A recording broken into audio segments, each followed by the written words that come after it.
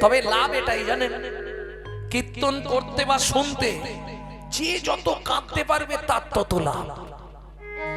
কেন? কিন্তু আমার না সারাক্ষণ কীর্তন করি, চোখে এক ফোঁটা জল আসতে চায়। কে বলছে? এক ভক্ত। কৃষ্ণদাস কবিরাজ গোস্বামী বললে, শোনো ভাই, দুঃখ পেও না, তোমার দেহে প্রচুর পাপ আর অপরাধ আছে। তবে তো জানিবে এ দেহে আছে অপরাধ প্রচুর, কৃষ্ণ নামের বীজ তাহে না হবে অঙ্কুর। যার কৃষ্ণ বলতে নয়নে জল আসে না, তার দেহে অপরাধ আছে। খণ্ডন হবে কি করে? শুনতে শুনতে শুনতে শুনতে যেদিন কৃপা হয়ে যাবে, সেদিন দেখবে বাঁধ ভেঙে এমনি জল চলে আসে। বুঝে নেওয়া গেল? ভক্তমন্ডলী, ভক্তিমতী মায়েরা, এটা কাঁদা নয়। কৃষ্ণ বলে, গৌর বলে যদি কেউ কাঁদো, এটা কাঁদা নয়।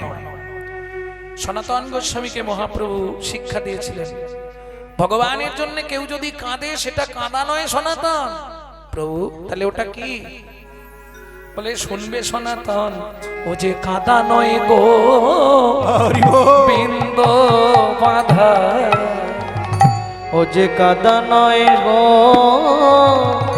বিন্দ বাধা, যত কাঁদবে তত নিকট হবে। তুমি যত কাঁদবে তত নিকটে চলে আসবে। কাঁদতে পারলেই হয়ে যাবে। এই দেখুন, আজকে সেই লীলাই আস্বাদন করব, প্রভাস যজ্ঞ। ভক্তমন্ডলী, ভক্তিমতী মায়েরা, প্রথম শুনতে হবে প্রভাস। কোথায়? জায়গাটি কোথায়? সবাই বলে প্রভাস। প্রভাস কোথায়? দ্বারকার ঠিক জায়গাটা মেনশন করুন তো, কোন জায়গায়?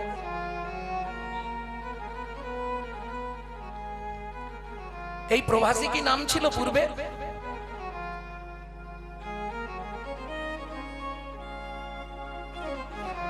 কঠিন ব্যাপার। এই প্রভাসের পূর্ব নাম কি ছিল জানেন? কেন নাম হলো প্রভাস? লীলা শুনলে হবে না, এই কথাগুলো আগে জানতে হবে। লীলা তো এইটুকু। প্রভাসে কি হয়েছিল সবাই জানি, কিন্তু প্রভাস নামটা কেন হলো? পূর্বে নাম কি ছিল আপনারা এটা জানেন তো? এক সময় চন্দ্র বৃহস্পতির স্ত্রী তারাকে হরণ করেছিল।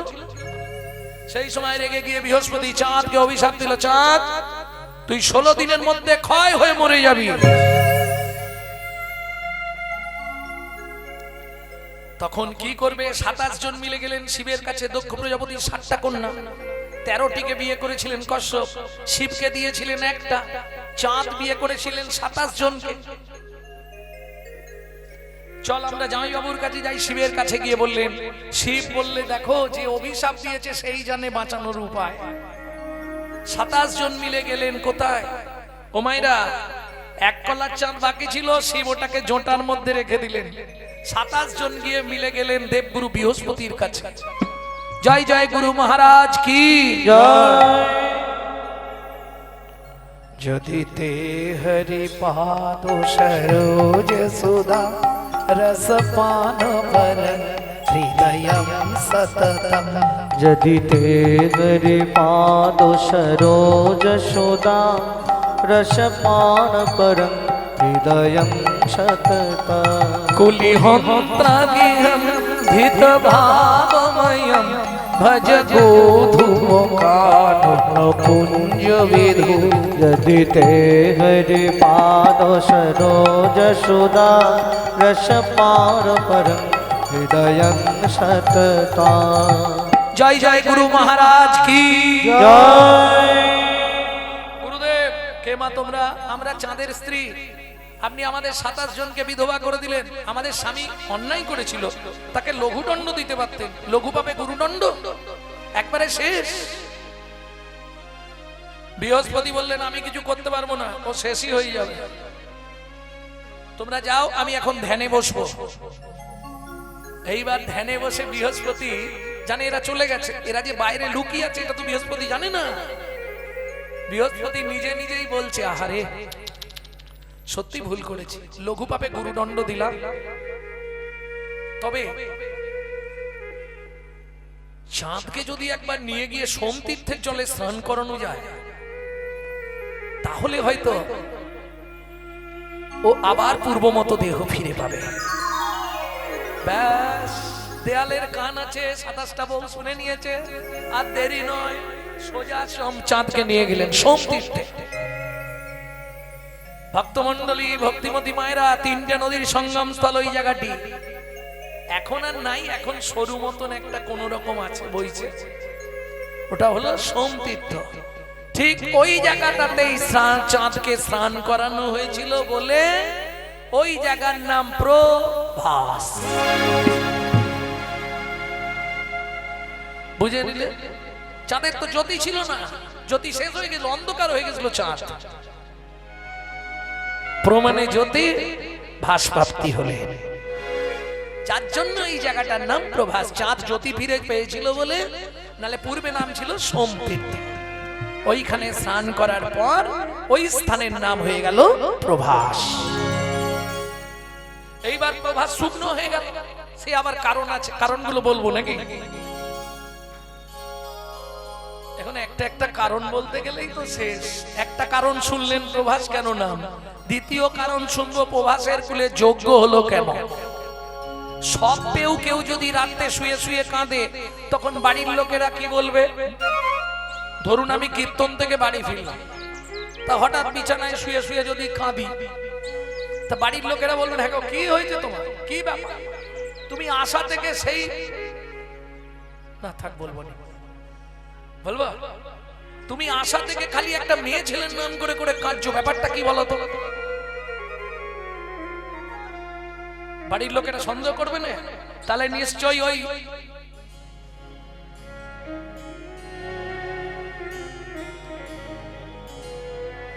তুমি এই 4 দিন কোথায় গানে ছিলে বলো তো?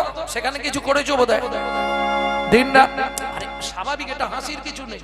আর নারীর মন বাবা, এইটুকু পেলে ও খুঁড়রে খুঁড়রে এত বড় ঘা করে ফেলে। আবার যদি পাশে কাউকে পেয়ে যায়, হ্যাঁ রে আমারও ওই রকমই মনে হয়, ব্যাস আর দেখতে কি কথাগুলো ভুল বলছি বাবা? ভাবো, এরকম পাড়ায় 2-1 জন থাকবে জানেন তো, কাটা ঘায়ে একটুখানি নুন দিয়ে দেবে, ব্যাস। ব্যাপারটা কি হয়েছে এবার খুলে বলছি শুনুন। দ্বারকার রাজা ভগবান শ্রীকৃষ্ণ রুক্মিণী, সত্যভামা, কালিন্দী, জাম্বুবতী, নগ্নজিতা সেবার কোনো ত্রুটি রাখেনি কৃষ্ণের। তবু কি করে যেন, রাত্রিকালে বিছানায় ঘুমাইয়া ঘুমাইয়া হারাই হারাই বলি কৃষ্ণ উঠে নৌকা দিয়া। হারাই হারাই বলি কৃষ্ণ উঠে নৌকা দিয়া। বলে কোথায় আমার প্রেমময়ী, কোথায় আমার প্রেমময়ী, আমার প্রেমময়ী, বলে কোথায় আমার প্রেমময়ী। একবার কৃপা করে দেখা দাও গো, কোথায় আমার প্রেমময়ী। একবার কৃপা করে দেখা দাও গো, কোথায় আমার প্রেমময়ী। সবাই মিলে যুক্তি করেছে আজ একটা হেস্তা নেস্তা করব। আমরা কি সেবার কিছু কম রেখেছি? যেটা চাইছে সেটা দিচ্ছি, যেটা খেতে চাইছে, যা করতে বলছে তাতেই। তার সত্ত্বেও রাতে ঘুমি ঘুমি হারাই হারাই হারাই হারাই হারাই। বাবু, ইচ্ছা ছিল না কিন্তু উপায় নেই, 100 বছর ত্যাগ করে যেতেই হবে। কেন? শ্রীদামের অভিশাপ। আমি যদি গোবিন্দ চরণ ছাড়া হয়ে দানু বংশের রাজা শঙ্খচূড় দৈত্য হয়ে জন্ম নিই, রাধে তোমাকেও 100 বছরের জন্য হা কৃষ্ণ, প্রাণ কৃষ্ণ বলে কাঁদতে হবে। ও তত্ত্বে যাব না, ওটা বলতে গেলে এখন অনেক বলতে হবে, ছেড়ে দিন। এদিকে চলো। পরের দিন প্রভাতকালে ভগবান কৃষ্ণ যখন উঠলেন, রুক্মিণী সত্যভামা ধরেছে, বধূ আমরা জানতে চাই তুমি কি আমাদের কাছে পরিতৃপ্ত নয়? সত্যি করে বলো, আমাদের কোন সেবার ত্রুটিতে তুমি রাত্রিবেলা হারাই হারাই বলে কাঁদছো?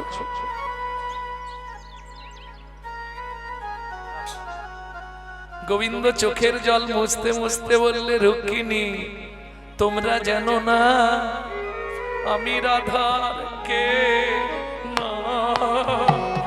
ওগো আমি রাধার কে না, ওগো আমি রাধা কে না, ওগো আমি রাধার কে না, আমি রাধার কে না, আমি রাধা কে না। ওগো আমি রাধার কে না, সে যে ন্যায্য মূল্যে কিনে রেখেছে আমি রাধার কে না, আমি রাধার কে না,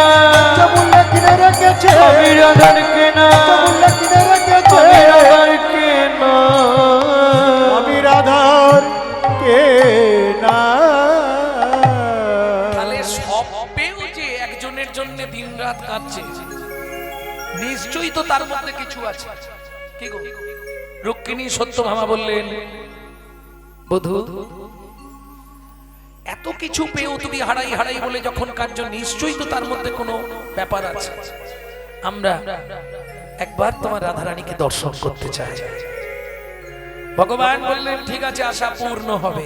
তাহলে দুটি কারণ, রুক্মিণী সত্যভামা এদেরকে রাধারানীকে দেখাবার জন্য প্রভাস চক্র। দুটো কারণ বললাম। 3 নম্বর কারণ, বহুদিন ব্রজবাসীদের সঙ্গে দেখা সাক্ষাৎ নেই, সময় হয়ে আসছে, আমাকে তো চলে যেতে হবে, একবার অন্তত দেখা করে যাই যাবার আগে, ব্রজবাসীদের সঙ্গে দেখা। এইবার চলুন, প্রভাস অপবিত্র কেন? কেন তার জল শুকনো হয়ে গেল? ও মায়েরা, 5 বছর বয়সে সুতপা ব্রাহ্মণের একমাত্র ছেলে চিত্রাঙ্গদা বন্ধুদের সঙ্গে বল খেলতে খেলতে বল গিয়ে পড়লো প্রভাসের জলে। যেই কুড়াতে গেল, বিধাতা কুমির বেশ ধরে এসে পা ধরে টেনে নিয়ে চলে গেলেন। বন্ধুরা ছুটে এলো, ব্রাহ্মণ তোমার ছেলেকে কুমিরে টেনে নিয়ে গেছে প্রভাসে। ক্রোধে অগ্নি প্রজ্বলিত সুতপা ব্রাহ্মণ, যার মুখ থেকে অগ্নি সঞ্চার হতো, ক্রোধে অগ্নি প্রজ্বলিত, প্রভাস আজ থেকে তুই শুকনো হয়ে যাবি, তোর বক্ষে শৃগাল কুকুরে প্রস্রাব করবে। করজোড়ে প্রভাস বললে, মুনিবর বিনা দোষে তুমি আমাকে অভিশাপ দিলে। আমার পক্ষে ঘটনা ঘটেছে, আমি সাক্ষী আছি, কিন্তু তোমার সন্তানকে নিয়ে গেছেন স্বয়ং যমরাজ।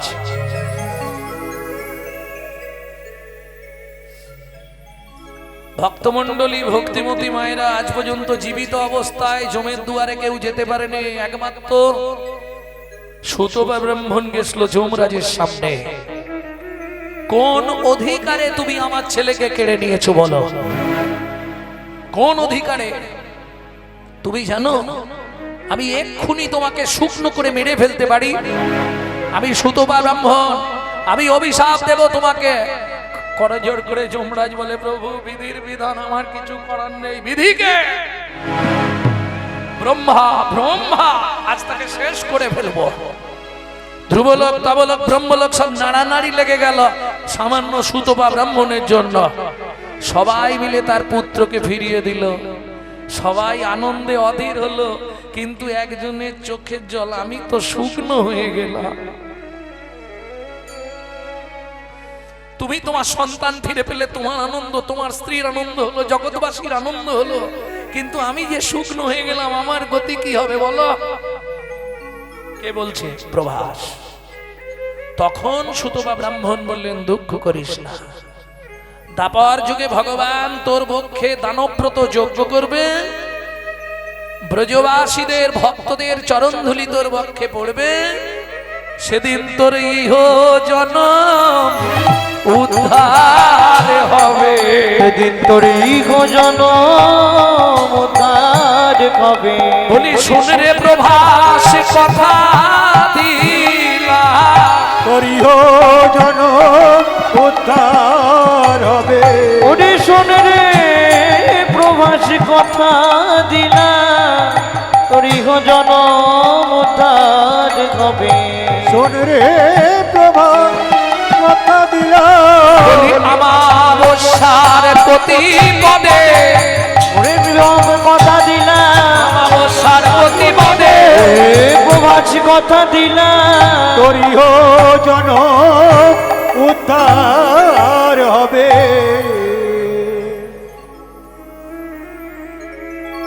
তাহলে কারণগুলো জেনে নিয়েছি, বললে এখনো বহু কারণ আছে প্রভাসের, থাক শুধু কারণ বলতে গিয়ে এদিকে আর কারণ হবে না কিছু নাকি। এবার চলুন যজ্ঞে যাই। যজ্ঞে যাওয়া তো এখন বহু পরে গো, আগে সব গুছাই এক ধার থেকে। সব এনেছেন তো যজ্ঞে যা যা লাগবে? ঘি মধু সব এনেছেন তো? কাঠটাট এনেছেন তো? কি আরে আহুতি দিতে হবে তো, এনেছেন কিছু? দেরি আছে। ওগো এক দিন রাম কৃষ্ণ বিরলে বসিয়া, একদিন রাম কৃষ্ণ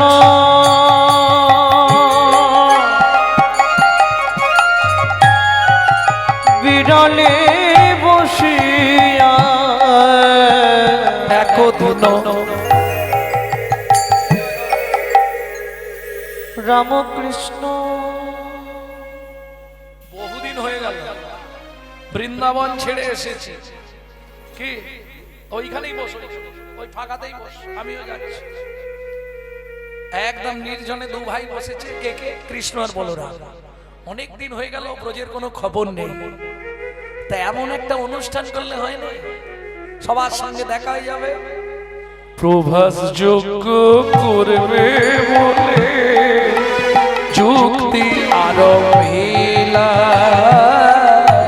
প্রভাস যোগ্য করবে বলে যুক্তি আরম্ভিলা, আনন্দের আর সীমা নাই রে, আনন্দের আর সীমা নাই রে। প্রভাসের তীরে যোগ্য হবে, আনন্দের আর সীমা নাই রে। প্রবাসের তীরে যোগ্য হবে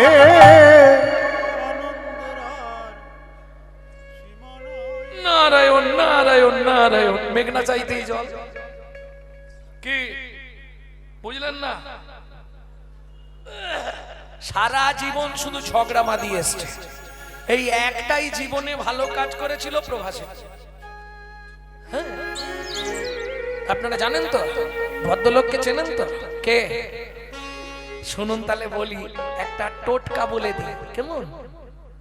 যদি পাড়ায় কারো ঝগড়া বেঁধে যায়, ঠিক আছে, আপনি একটু দূরে দাঁড়িয়ে দাঁড়িয়ে নখে নখ ঘষবেন আর ওই ভদ্রলোকের নামটা 5 বার বলে দেবেন, ও তুমুল ঝগড়া আরম্ভ হবে।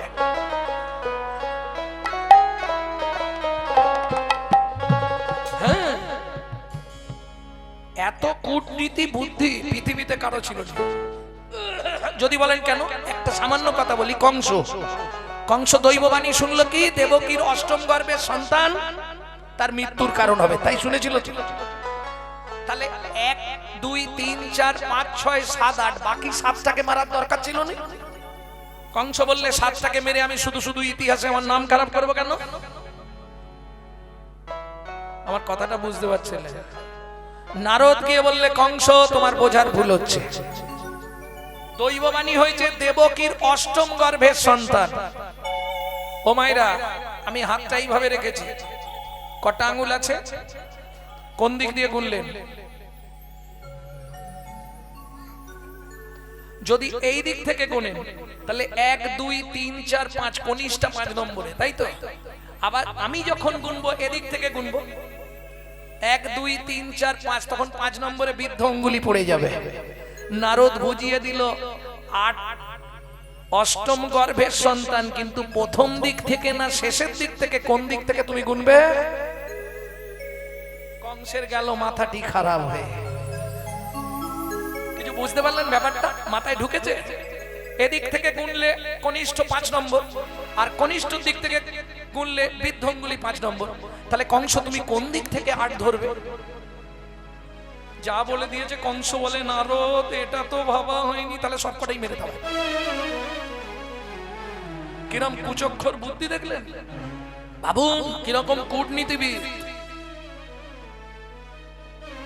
সেই নারদ বৃন্দাবন দিয়ে যাচ্ছে, রাধারানী বললে মুনিবার ওদিকের খবর কিছু জানো?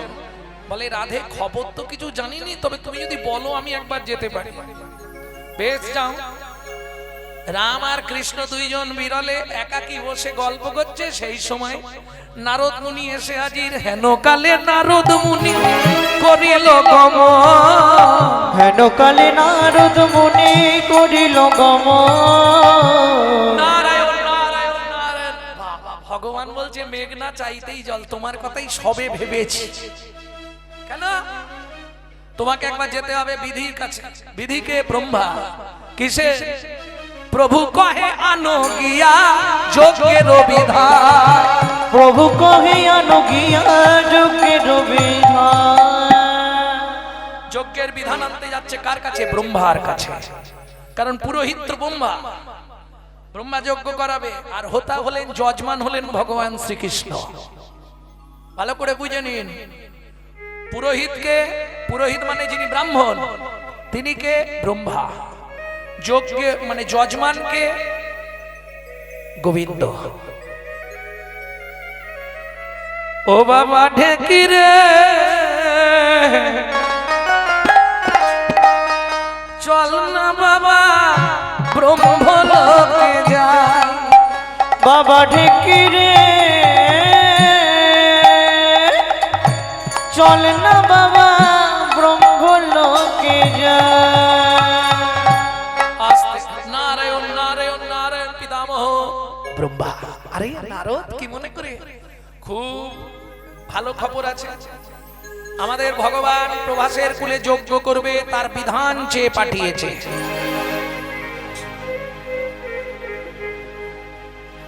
যজ্ঞের বিধান কোন তিথিতে কোন দিন যজ্ঞ হবে।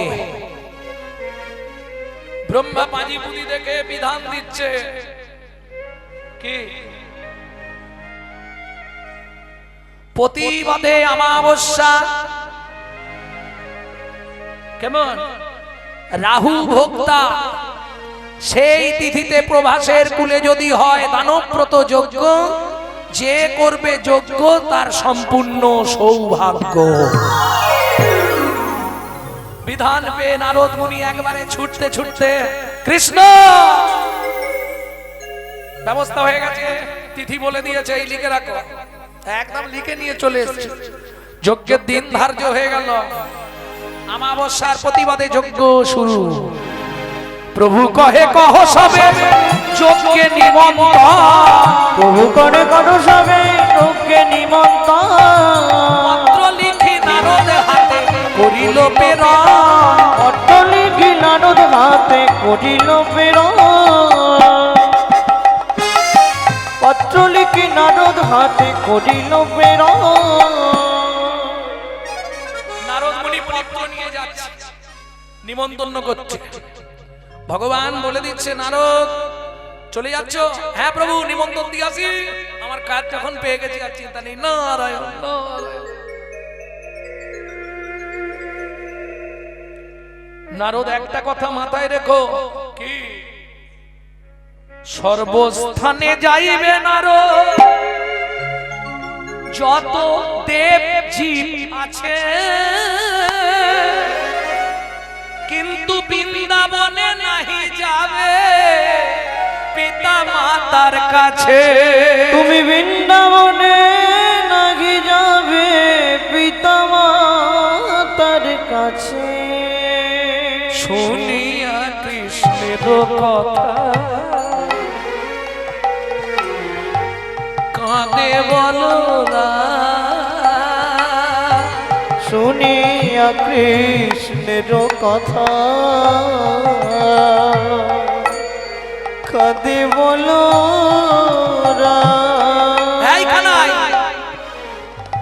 পিতা মাতা বিহীন যোগ্য এ কোন বিধান, পিতা মাতা বিহীন যোগ্য এ কোন বিধান, তোর যোগ্যে আমি থাকবো না ভাই, তোর যোগ্যে আমি থাকবো না ভাই। এতদিন ভেবেছিলাম তুই সহৃদয়, আজকে জেনে গেলাম তোর পাষাণ হৃদয়। কেন? যে বৃন্দাবনে বড় হলি, যে বাবা মার কাছে মানুষ হলি, সেই বাবা মাকে তুই নিমন্ত্রণ করতে বারণ করলি কানাই? এ কি মহাপাপ করছিস তুই? যেই না বলরাম বলেছে কৃষ্ণ হাসছে। আচ্ছা নারদ, তোমায় আমি কি বলেছি দাদার সামনে বলো। নারদ বলে আপনি তো বললেন সবাইকে নিমন্ত্রণ করবে, বৃন্দাবনে বাবা মার কাছে যাবে না। কৃষ্ণ বলছে দাদা যদি বিচার করতে হয় সঠিক বিচার করো। ও মাইরা, আপনারা বিচারটা করতে পারবেন? আপনাদের উপর ছেড়ে দেবো। ধরুন আমার বিয়ে হবে, আমি আমার বাবাকে নিমন্ত্রণ করব। বাবা আমার বিয়ে, তোমার নিমন্ত্রণ হবে, তাহলে কৃষ্ণের দোষটা কোথায় আমাকে বোঝান। আমি খুব সহজে বোঝাবার জন্য এই কথাটা তুললাম। ধরুন আমার কোনো অনুষ্ঠান হবে, আমি বাবাকে নিমন্ত্রণ করবো না, বাবার কোনো অনুষ্ঠান হলে আমাকে নিমন্ত্রণ করবে, তাহলে দাদা আমার ভুলটা কোথায় তুমি আমাকে বলো। বলরাম বলছে দেখ কানাই, এখন তুই অনেক দূরে, এখন তুই কিন্তু তাদের কাছে নেই। বাবা মা যখন দূরে চলে যায়, ছেলে যখন বউ নিয়ে ফ্ল্যাট কিনে দূরে থাকে, কোন অনুষ্ঠান করলে বাবা মাকে নিমন্ত্রণ করতে যেতে হয়। বলরামের কথাটা যুক্তি আছে, কিন্তু ভগবান বোঝাতে চাইছে আত্ম পরিবারে নিমন্ত্রণ দিলে অপরাধ হয়, তাকে ছোট করা হবে না। বেশ নারদ, দাদা যখন বলছে তুমি সবাইকে নিমন্ত্রণ দাও। নারদ মুনি চললেন বিনাতে ধরিয়া গান, বলবি না বল মনের সুরে জয় নারায়ণ নাম, বলবি না বল মনের সুরে জয় নারায়ণ নাম। হরি নামেই মুক্তি, নামেই ভক্তি, নামেই মুক্তি, নামেই ভক্তি, নামই চিদানন্দ ধাম, চিদানন্দ নাম। বলবি না বল মনের সুরে জয় নারায়ণ নাম, বলবি না বল মনের চূড়ে জয় নারায়ণ নাম। বলবি না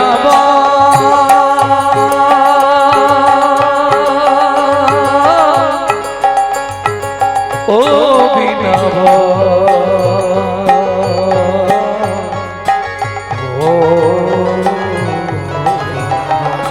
বলবি না বল মনের সুরে জয় নারায়ণ নাম, বলবি না বল মনের চূড়ে জয় নারায়ণ নাম। এটা কোথাকার শ্মশান গো বলতে পারবে? নারদ মুনি বৃন্দাবনে পদার্পণ করে ভাবছে কোথায় শ্মশানে এলাম না কি রে বাবা। কেন? ফোটে না তো ফুল, ডাকে না তো পাখি, ফোটে না তো ফুল, ডাকে না তো পাখি, আসে না তো অলি গুঞ্জে, আসে না কোয়লি গুঞ্জে, কৃষ্ণ বিহনে শুকায়ে গিয়েছে সকলি মাধবী কুঞ্জে, কৃষ্ণ বিহনে শুকায়ে গিয়েছে সকলি মাধবী কুঞ্জে। সবাই কাঁদছে, সুখ সারি, কোকিল কোকিলা, ভ্রমর ভ্রমরী, ময়ূর ময়ূরী। এই দৃশ্যটা দেখে নারদ চমকে উঠলেন। দেখা হয়ে গেছে পথেই কি কার সঙ্গে? এক বুড়ির সঙ্গে। সে কে? পূর্ণমাসী যোগ মায়া। কি ব্যাপার মুনিবর কোথায় যাচ্ছেন? বলে যাই হোক ব্রজে প্রথম গুরুজন আপনাকে পেয়েছি, আপনাকেই নিমন্ত্রণটা দিয়ে দিই। নারায়ণ নারায়ণ। বলুন আমাদের কৃষ্ণ, হ্যাঁ গোপাল, প্রভাসের তীরে দানব্রত যজ্ঞ করবে আগামী অমাবস্যার প্রতিবাদ তিথিতে। বাহ, সেই জন্যে সবার নিমন্ত্রণ, আপনার দ্বারা ব্রজে যত মানুষ আছে সবাইকে জানিয়ে দেবেন। বেশ, তা না হয় যাব। তুমি এখন যাচ্ছ কোথায়? বলে আমি আগে নন্দ বাবার ভবনে যাব। এদিকে মা যশোদা পিতা নন্দ কেঁদে কেঁদে হলো অন্ধ। এদিকে মা যশোদা পিতা নন্দ কেঁদে কেঁদে হলেন অন্ধ। বলে আয় রে গোপাল, আয় রে একবার ফিরে। বলে আয় রে গোপাল,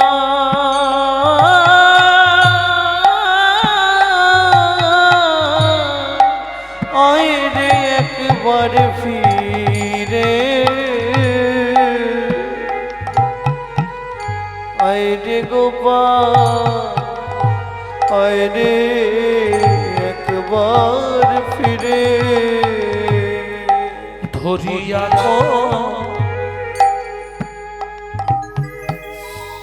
কমল করে ভান্ডে ক্ষীর নবনী ভরে এলে গোপাল, খাওয়াই গো পেট ভরে। ও গোয়েল গোপাল, খাওয়াবো যতন করে। বলি দয়া মায়া নাই বা, দয়া মায়া নাই বা, এই বৃদ্ধ বিদ্যায় ফেলে গেলি। দয়া মায়া নাই বা, এই বৃদ্ধ বিদ্যায় ফেলে ওরে কি নিয়ে আর বাজবো রে, বিদ্যায় ফেলে গেলি, নিয়ে আর বাজবো রে, বিদ্যায় ফেলে গেলি, আর বাঁচবো রে, বিদ্যায় ফেলে গেলি, আর বাঁচবো রে। বিদ্যায় ফেলে গেলি। দয়া মায়া নেই বা। এ তো যশোদার বিলাপ, নন্দ মহারাজের বিলাপ শুনবেন? দু লাইন গাইছে। লইয়া ছাদন দড়ি নন্দ ফিরে বাড়ি বাড়ি। লইয়াছা কোন দূরে নন্দ ফেরে বাড়ি বাড়ি। কেউ কি দেখেছো মেরালা, কেউ কি দেখেছো মেরালা, নাগালো পাইলে তা ধরিয়া রাখিবে। আসিয়ালো এবই আমি কার, আসিয়ানো বই আমি ও মাইরা। এই গাভী দহন করতে গেলে যেসব গরুরা একটু পাটা ছোঁড়াছুড়ি করে না, একটা ছাদন দড়ি দিতে হয়। ওইটা বেঁধে দিলে আর কি হবে, ও পাটা নাড়াতে পারবে না। সেই ছাদন দড়িটা রাগে ধরে নিয়ে গেছে হাতে করে, যেখানে দেখতে পাবো বেঁধে আনবে। ব্রজবাসীদের দ্বারে দ্বারে ঘুরছে আর বলছে, তো আমার লালাকে দেখেছো? যদি তোমরা সন্ধান পাও ধরিয়া রাখিয়া লও, আসিয়া লইব আমি কাল। আমি কাল আবার আসছি, যদি একবার সন্ধান পাও একটুখানি খবর আমাকে শুধু দিও। শিশুরাম দাসে কয় সে যে বড় দয়াময়, ও গো শিশু গেলে প্রাণ ফিরিবে না আর। কেঁদে প্রাণ ফিরিবে না আর। ও যশোদা, ও নন্দ মহারাজ, এটা মাথায় রেখো। ও ওগো গেলে কেউ ফিরে না, গেলে কেউ ফিরে না, গেলে প্রাণ ফিরে না, গেলে প্রাণ ফিরে না। তুমি যতই কাঁদো যতই সাধো গেলে আর ফেরে না, যতই কাঁদো যতই সাধো গেলে আর ফিরে না। নারায়ণ নারায়ণ নারায়ণ। যেই না আওয়াজ দিয়েছে যশোদার কি দশা, কেরে গোপাল এলি নাকি রে, কেরে গোপাল এলি নাকি রে। কই গো শুনছো? ভেতর থেকে বেরো, গোপাল এসছে, নুপুরের ধ্বনি হচ্ছে। গোপাল এসছে। ও গোপাল বাবা, কই রে? ও বা, আমি গোপাল নই মা। তুমি কে? আমি নারদ মুনি। নারদ, তুমি এসেছো। আমার গোপাল কেমন আছে নারদ? ভালো আছে মা। এই নিমন্ত্রণ পত্র এনেছি আমি, প্রভাসের কুলে তোমাদের গোপাল করবে দানব্রত যজ্ঞ। ওগো শুনছো? এই দেখো মা, পত্রে লিখে দিয়েছে, সবকিছু লিখে দিয়েছে। দেখো, যশোমতি শিরে কর হানি। নারদের দিকে বলছে, নারদ পত্র নিয়ে আমি কি আর দেখব? যেদিন থেকে গোপাল চলে গেছে আমি কেঁদে কেঁদে অন্ধ হয়েছি, অন্ধ হয়েছি। ও নারদ, পত্র দেখার আর প্রয়োজন নাই। আমি তো অন্ধ, আমি দেখবো কি করে? নারদ বলছে, ও মা, তোমার অন্ধত্ব এক্ষুনি চলে যাবে। তুমি এক কাজ করো। কি কি করবো বলো নারদ? তোমার গোপাল যেইখানটায় উঠানে নাচতো সেই জায়গার মাটি তুলে একটু চোখে দাও, তোমার অন্ধত্ব চলে যাবে। যশোদা বলে, নারদ তুমি মুনি হবার যোগ্য নয়। তোমাকে কে মুনি করেছে? বলে, কেন মা? আমার গোপালের পায়ের ধুলো যদি আমি চোখে দিই আমার গোপালে অমঙ্গল হবে। ওগো আমার গোপালে অমঙ্গল হবে, আমার গোপালে অমঙ্গল হবে, আমার গোপালের অমঙ্গল হবে। আমি অন্ধ থাকবো সেও ভালো, আমার গোপালে গোপালের অমঙ্গল হবে। আমি অন্ধ থাকবো সেও ভালো, তবু গোপালের অমঙ্গল না হয় যেন। আমি অন্ধ থাকবো সেও ভালো, আমি অন্ধ থাকবো সেও ভালো। আমার গোপালের অমঙ্গল হবে। ও নারদ, ছেলে যেখানেই থাক প্রত্যেকটা মা কি চায় জানো? সে সুখে শান্তিতে আনন্দে থাক। আর তুমি আমাকে বুদ্ধি দিচ্ছ, গোপাল যেখানটা নাচতো সেখানের মাটি তুলে যদি আমি চোখে দিই, সন্তানের চরণের ধুলি মা যদি অঙ্গে মাখে, সে তো সন্তানের অকল্যাণ হবে না রোদ। তার থেকে অন্ধ থাকা অনেক ভালো, তার থেকে অন্ধ থাকা অনেক ভালো। আমার সন্তান যেখানেই থাক সুখে থাকুক, অন্ধ থাকা অনেক ভালো। সে তো যেখানেই থাক সুখে থাকুক, অন্ধ থাকা সেও ভালো। নারদ মুনি বলছে, মা তাহলে আমি আর কি বলবো? তুমি এক কাজ করো মা, তোমার এই যে বিশ্বাস তোমাকে ঠিক করে দেবে। এই পত্রটা তো তোমার গোপাল নিজে হাতে লিখেছে, তুমি একবার না হয় তোমার ছেলের নাম করে পত্রটাই চোখে ঠেকাও, তাতেও তো তোমার ছেলের স্পর্শ আছে। মা বলছে, এটা ঠিক বলেছো, এটা হয়তো করা যাবে, এটা বললে আমি করতে পারবো। আহা বৈষ্ণব কবি এক পাশে দাঁড়িয়ে বললে মা গো শিশু রামদাস কহে বড় ভালো ভালো শিশু রামদাস কহে বড় ভালো ভালো পত্র লইয়া যশোমতী নয়নে ঠেকাইল পত্র লইয়া যশোমতী নয়নে ঠেকালো পত্র লইয়া যশোমতী নয়নে ঠেকাইল পত্র লইয়া যশোমতী নয়নে ঠেকাইল পূর্ব মত নয়ন হলো পূর্ব মত নয়ন হলো আমার শ্রী গোবিন্দের অশেষ কৃপায় পূর্ব মত নয়ন হলো আমার শ্রী গোবিন্দের অশেষ কি বদন ভরে হরি হরি গোবিন্দের অশেষ কৃপা ভরে হরি বলো গোবিন্দের অশেষ কৃপা জন্মে নয়ন পেল